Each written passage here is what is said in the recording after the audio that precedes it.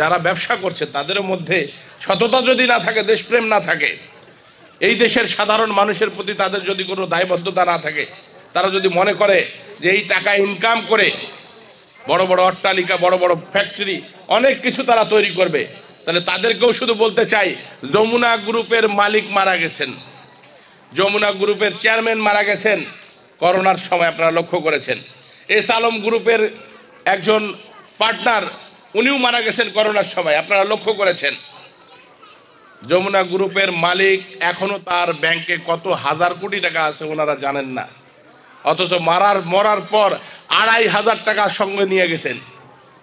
এই কাফনের কাপড়, একটু গোলাপ জল, চোখের সুরমা, ওই কয়েকটা বাঁশ ছাড়া আর কিন্তু টাকা নিয়ে যেতে পারেন নাই।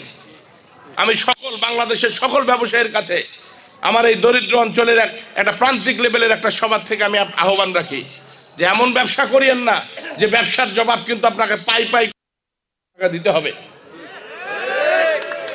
এটা সরকার সৃষ্টি করছে না, চাল মজুত করে রাখতেছে, আমাদের ভোজ্য তেল মজুত করে রাখতেছে, আলু মজুত করে রাখতেছে, ডিম নিয়ে যায় মনোপলি ব্যবসা করতেছে। ওই কাজী ফার্মের একটা ফাইন করা হলো 10 লক্ষ না কত টাকা, এই ফাইনের পরের দিন শুনি যে ডিমে আরো 2 টাকা করে বাড়ায় দিছে। শুনছেন কথা? শেখ হাসিনা কোথায় যাবে বলেন?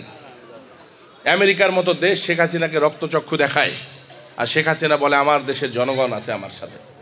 কত বড় অগাধ বিশ্বাস আপনাদের প্রতি।